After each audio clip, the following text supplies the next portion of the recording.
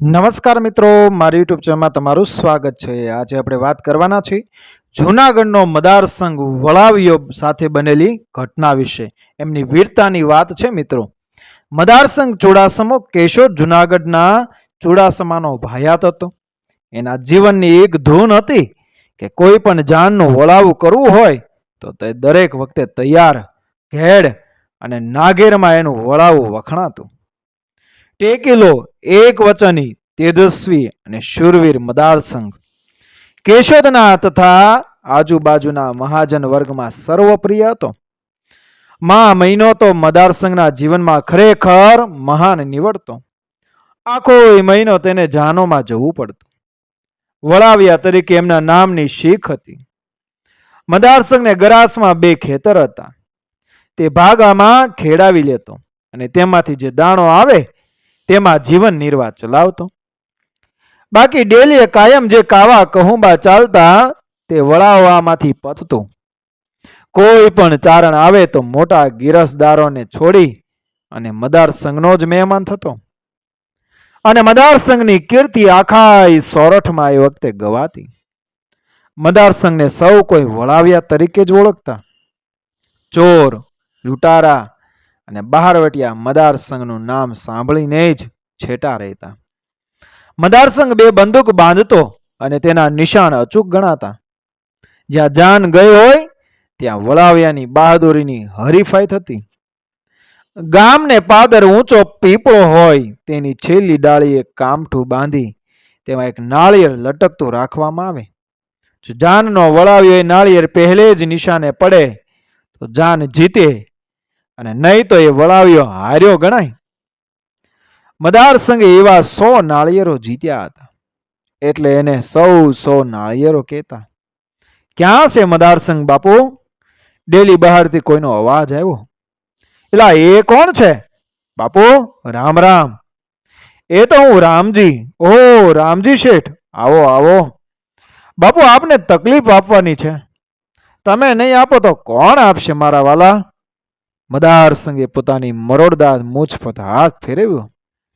અમે તો માનીએ છીએ કે બીજા મોટા દરબારો છે, પણ આપ જ અમારા સાચા દરબાર છો. રામજીએ મદાર સંઘની સામે બેઠક લીધી. રામજી શેઠ, હું તો બધાયથી નાનો માણસ છું. બોલો, તમારું શું કામ કરી આપું? અને ત્યારે એ કહે છે, આપની પાસે તો એક સિવાય બીજું શું કામ હોય? એટલે આ આપણા જમનાદાસની જાન એ માધવપુર જવાની છે, એટલા માટે આવ્યો છું. લગ્ન ક્યારના છે? મદાર સંઘે હોકાનું ફૂંક ખેંચી. લગ્ન તો અજવાળી પાંચમના છે. દસેમને દી કરમશી શેઠની જાન અજાબ જવાની છે. એને મેં વચન આપ્યું છે, એટલે જમનાદાસના લગ્નમાં ક્યાંથી અવાય? બાપુ, આઠમને દિવસે તો આપની જાન પાછી આવી જશે, એટલે આપ કરમશીને આપેલું વચન પાળી શકશો. રામજી શેઠ, તમારા બાપુને મારા બાપુ 2 ભાઈબંધ હતા. મારે તો તમારે વચને આવવું જ જોઈએ. છઠનો ચંદ્રમાં આકાશે ચડ્યો, માધવપુરના પાદરમાં પવનમાં ઝૂમી રહેલા એ નાળિયેરીના વનમાં જાણે એ ભાતીગળ ચંદ્રવો હોય તેવા તેજ વેરાયા. દરબાર અહીં કૃષ્ણ ભગવાને રૂક્ષ્મણીનું હરણ કરી અને લગ્ન કર્યા હતા તે વાત તો યાદ છે ને? 20 વર્ષની નવયૌવના કેસરની આંખો અજવાળિયામાં નાચી.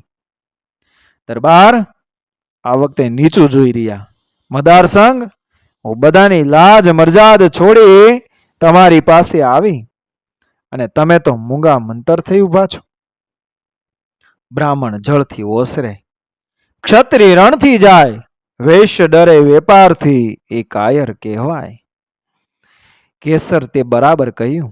ક્ષત્રિય રણથી કાયર ન થવું, પણ આ તો રણને બદલે અનીતિનો અખાડો જમાવાની વાત છે. મદાર સંઘ, નીતિ અનીતિ એ તો વાત જ છે. હું તો આજ 2 વર્ષથી તમારા નામની માળા જપું છું. 3જે વર્ષે તમે કાનજીની જાનમાં અણિયાળે વળાવ્યા તરીકે આવ્યા હતા. ત્યારથી હું રોજ એ તમારા તરફ પ્રભુની માફક એ જોયા કરું છું. આજે તમે કૃષ્ણ થાવ અને હું તમારી રૂક્ષ્મણી બનું. કેસર, ભગવાનને નામે તને હું કહું છું કે એ વાત મૂકી દે. હું ચુડાસમો રાજપૂત છું. મહાજનની વહુ દીકરીઓ એ મારી બહેનો ગણાય. આટલી બધી કાયરતા? અને તું કાયરતા કહે છે? જરૂર કાયરતા. આવી એકાંતમાં આવી દિલની વાત કહેનારી મારા જેવી મળે ત્યારે તમે નીતિના પુરાણો ઉકેલો. એ કાયરતા નહીં તો બીજું શું છે? સોના સરીખા રંગની, હાલે મોડા મોડ, પાલવ નેપુર ઠમકતા, બોલે જાજુ જોર. કેસર, હું હવે ત્યારે તને સાચી વાત કહી દઉં. મારે મન 100 વાતની એક વાત છે. બોલો હા કે ના? મદારસંગ જવાબમાં તિરસ્કારથી હસ્યો. કેસર, હું વળાવ્યો છું. વળાવ્યો એટલે આખી જાનની નીતિ રીતિ અને જાનમાલનો રક્ષક. એને તું ભક્ષક થવાની સલાહ આપે છે? મારે તમારું કાંઈ સાંભળવું નથી. કેસરે તોછડાઈથી કહ્યું. કેસર, ગુપચુપ જાનને ઉતારે બારણેથી ચાલી જા. મદાર સંઘને એના ધર્મમાંથી ચતરાવવા અપ્સરા અવતરે તો એનું પણ કઈ ચાલે એમ નથી. તો તું કોણ? દરબાર, પીરસેલી થાળી ઠેલો છો તો પસ્તાશો. પસ્તાવાનું તો મેં મારા જીવનમાં કંઈ રાખ્યું જ નથી. પણ તને ચેતાવું છું કે ફરીથી જો આવું કંઈ કરીશ તો ગોળીએ દઈશ. ઘરડેડા સાચું કહી ગયા છે કે સ્ત્રીઓને જાનમાં લઈ ન જવી. દરબાર, હજુ કહું છું માનો. બાપુ જા, ભગવાનને ખાતર જા. મારો મગજ જો ઉછળશે તો રંગમાં ભંગ થશે. મેં તારા જેવી તો ક્યાંય દીઠી નથી. દરબાર, તમે તો રાજપૂત નહીં કાયર છો, કાયર. મદારસંઘનો મગજ ગયો. તેને તલવાર પર હાથ નાખ્યો પણ તેટલામાં તો કેસર જાનના ઉતારા તરફ ચાલતી થઈ. માધવપુરમાં રામજીના દીકરા એ જમનાદાસની જાન આવી. પાંચમના લગ્ન ધામધૂમથી થઈ ગયા. જાનને ગામની બહાર નાળિયેરીના વનથી થોડે દૂર એક વાડામાં ઉતારો પાયો હતો. મદારસંઘ જાનમાં વળાવ્યા તરીકે સાથે આવ્યો હતો. તેણે પોતાનો ઉતારો નાળિયેરીના વનમાં કર્યો હતો. આજે લગ્નનો બીજો દિવસ છે. સૌ જાનૈયા ગામમાં વેવાઈને ઘરે ગયા. એ વખતે તક સાધીને રામજીના સાઢુભાઈની દીકરી કેસર વનમાં મદારસંઘ પાસે આવી પહોંચી. કેસરનું નામ કેશોદમાં પણ હલકું હતું. એનો વર 5 વર્ષથી પરદેશ ગયો હતો એટલે એને માટે ગામમાં જેમ તેમ વાતો થતી. દરબાર મદારસંઘની વાતો આજે સાચી લાગી. જાન માધવપુરથી કેશોદ તરફ રવાના થઈ. કેસરનો પ્રસંગ બન્યા પછી મદારસંઘને 2 દિવસ માધવપુરના બહુ ભારે લાગ્યા. એને કાવા કહુંબા કડવા ઝેર જેવા લાગ્યા. કેસરના વર્તનથી એનું દિલ ડંખતું હતું. કેમ મદારસંઘ બાપુ, કઈ તબિયત મોડી છે? 2 દિવસથી આપનો ચહેરો ઉતરી ગયો કેમ લાગે છે? રામજીએ સોપારી ભાંગીને એનો ભૂકો મદારસંઘ તરફ ધર્યો. એ તો અમસ્તું. કોઈ વખત વાદળા આવે ત્યારે આકાશ જેમ તેજ વિનાનું થઈ જાય છે એમ માણસને પણ આડા કોઈ દિવસ વાદળા આવે. આપને શૂરવીરને વાદળા કેવા? પંચાળાની સીમમાં એ જાન ઠુંગો કરવા ખોટી થઈ ત્યારે રામજી અને મદારસંઘ વચ્ચે આવી સહજ વાતો થઈ. પણ મદારસંઘે ખરી વાત છુપાવી. કેસર સાથે બનેલો પ્રસંગ એ કોઈને કેવો કે નહીં એ વિચારમાં મદારસંઘ મૂંઝાતો હતો. જાનના કામ એટલે ઉતાવળ કરતા કરતા પણ માધવપુરથી નીકળતા મોડું થયેલું એટલે પીપળીને પાદર જાનને દી આથમી ગયો. આ વખતે નાગેરમાં કાદોનું બહારવટું જામ્યું હતું. જાન એટલે જોખમ ઘણું છતાં મદારસંઘ વળાવ્યા તરીકે હોવાથી રામજીને એ બાબતનો કોઈ વિચાર પણ ના આવ્યો. કેસર વરના ગાડામાં બેઠી હતી એટલે મદારસંઘ થોડે છેટે ચાલતો હતો. એ પોતાની વિચાર ઘટનામાં એટલો બધો ગૂંથાઈ ગયો હતો કે મોડું થયું છે એ બાબત પર કંઈ ખાસ ધ્યાન ગયું નહીં. પીપળીથી જાન નીકળી ત્યારે દૂર દૂર શિયાળવા બોલ્યા. જાનમાનમાં એક વૃદ્ધ પુરુષે બીજાને કહ્યું, અત્યારે ચિહ્ન સારા દેખાતા નથી. અને વૃદ્ધની વાત સાચી પડી. પીપળીની ધાર આગળ ગાડા પહોંચ્યા ત્યાં રાત જામી ગઈ હતી. પીપળીની ધાર એટલે દિવસમાં પણ સુમસામ લાગે. રાતના તો મુસાફરો ત્યાંથી જાય તો જરૂર એના ધબકારા વધે એવી જગ્યા. દૂર દૂર કેશોદ દેખાય અને પશ્ચિમે ઉઠી ઉઠી પીપળીના ઝાડવા એ ઝાંખા ઝાંખા લાગે એવું એ ઉજ્જડ સ્થળ. ગાડા એક ધાર ઉતરી બીજી ધાર ચડે ત્યાં તો સામે ધાર ઉપર એ 5 બુકાની બાંધેલા યુવાનો ચડતા હોય તેમ લાગ્યું. સૌએ આ વખતે મદારસંઘ તરફ આંખો ફેરવી. રામજી ગાડામાંથી નીચે ઉતરી મદારસંઘ પાસે આવ્યો.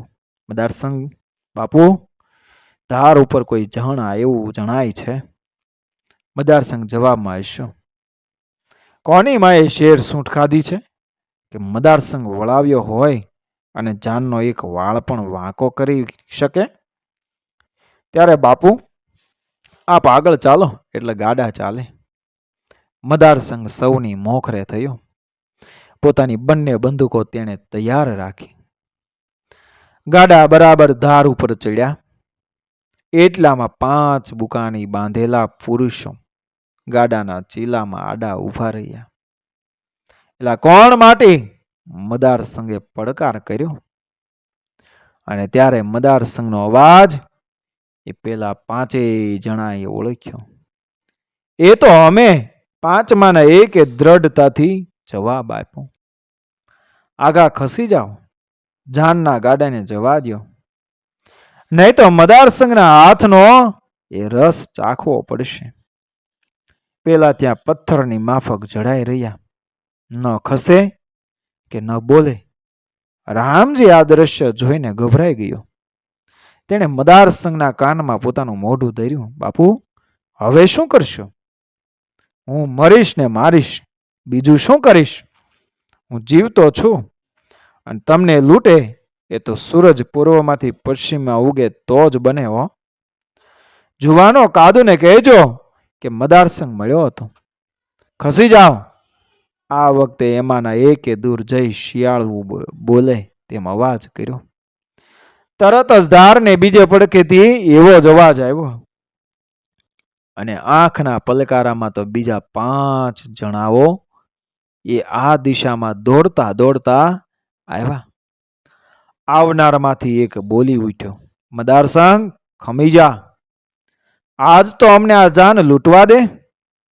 તું વળાવ્યો હોય ત્યારે દર વખતે અમે તારી શરમ રાખીએ છીએ, પણ આ વખતે શરમ નહીં રાખીએ. મદારસંઘ આ અવાજ ઓળખી ગયો. કાદો, હું જીવતો હોય ત્યાં સુધી મારા શેઠ લૂંટાય જ નહીં. એ તો મદારસંઘનું માથું પડે પછી જ એના ઉપર કોઈ હાથ નાખી શકે. કાદુ શબ્દ સાંભળતા જ ગાડામાં બેઠેલ એ જાનૈયાઓનું લોહી ઠંડુ પડી ગયું. રામજી પણ ખૂબ ગભરાયો. મદારસંઘ, નકામો શું કરવા મરી જાસ? કાદુએ શિખામણ આપી. એમ મરવાની તો અમારા કુળની રીત છે. શ્યામ ઉગારી રણ રહે એ રાજપૂતા રીત. જ્યાં લગ પાણી આવતે ત્યાં લગ દૂધ નચિંત. બીજી જ પડે અને ધીંગાણું જામ્યું. ગાડાવાળામાં 3 આહિર હતા. એને પડકારી મદારસંઘે જુસ્સો ચડાવ્યો. આ રીતે મકરાણીઓ સામે મદારસંઘ થયો અને બંદૂકો ખાલી થઈ એટલે તલવારો ઉછળી. ગાડાવાળા આહિરો તો ગાડામાં નાખેલા આડા લઈને કૂદી પડ્યા. જાનના બાકીના માણસો તો ધ્રુજતા હતા. વરના ગાડામાં બેઠેલી કેસર એ મદારસંઘના પરાક્રમ જોઈ રહી હતી. તેને લાગતું હતું કે સામેના માણસો મદારસંઘને આજ પૂરો કરશે, પણ સૌની અજાયબી વચ્ચે મદારસંઘ અજબ રીતે લડી રહ્યો હતો. વચમાં એક વખત કાદુએ પડકારો કર્યો. મદાર સંઘ રહેવા દે, રહેવા દે. આ જાનની લૂંટનો અડધો અડધ ભાગ તને આપીશ. ઈ ઘર બીજા કાદુ, એ ઘર બીજા. એમ બોલતા મદાર સંઘે કાદુના 2 જણને પૂરા કર્યા. હવે મદાર સંઘ સહેજ થાકતો હોય તેમ લાગ્યું. જાનના સર્વે માણસો તેના તરફ જોઈ રહ્યા હતા. સગડાના જીવનની આશા તેના ઉપર હતી. એટલામાં તો મદાર સંઘને એક તરવારનો સખ્ત ઝાટકો ડાબા હાથ પર લાગ્યો. તે ઘવાયો. પેલા આહીરો શૂર પર ચડ્યા. ઘવાયેલા મદાર સંઘે મારો વીર, મારો કાપો એવું બુમરાણ કરી મેલ્યું. ધીંગાણામાં આ રીતે બહારવટિયાઓ વિજય થશે એ આશાએ જોર માર્યું. પણ એટલામાં ધનસારી તરફથી ઘોડાના ડાબલા સંભળાયા. બહારવટિયાઓએ છેલ્લો હુમલો કર્યો અને બીજી પળે ઉત્તર તરફ નાશ્યા. અને નાસ્તા પેલા કાદુના એક સખ્ત ઝાટકાએ મદાર સંઘને પાડ્યું. ધીંગાણાની જગ્યાએ 8 ઘોડે સવારો આવી ઊભા. તેમાંના 6 જણાઓએ પોતાના ઘોડાઓ બહારવટિયાઓની દિશામાં મારી મૂક્યા. મદાર સંઘ ઘાયલ થયો. તેની આસપાસ જાનના સર્વ માણસો તથા આવેલ ગિસ્તના 2 સવારો ફરી વળ્યા. આઠમના અજવાળામાં મદાર સંઘનું મુખ કેસરે જોયું અને મદાર સંઘના મુખ પર હાસ્ય કરડ્યું, હાસ્ય ફરક્યું. એ હાસ્ય જાણે કેસરને એમ કહેતું હોય કે પેલું સાચું રણ નહોતું, પણ આ સાચું રણ છે અને એમાં ક્ષત્રિય તરીકે પોતે પ્રાણ આપ્યા છે. દરબારને પ્રાણઘાતક ઘા લાગ્યો છે એ વિચારે રામજી એ ખૂબ દુઃખી દેખાયો. મદાર સંઘ બાપુ, આજે આપે અમારા માટે એ પ્રાણ આપ્યા છે. મદાર સંઘ બોલી શક્યો નહીં, પણ તેણે હાથથી વાત કરી કે એ તો વળાવ્યા તરીકેને મેં મારી ફરજ બજાવી છે. હું તમારા કુટુંબનું જીવનાતે ભરણ પોષણ કરીશ. બીજું કંઈક એવું છે? મદાર સંઘે આ વખતે આકાશમાં ખીલી ઉઠેલા ચંદ્રમા તરફ જોયું અને આંખો મીચી અને તેમનો આત્મા પરલોક પહોંચી ગયો.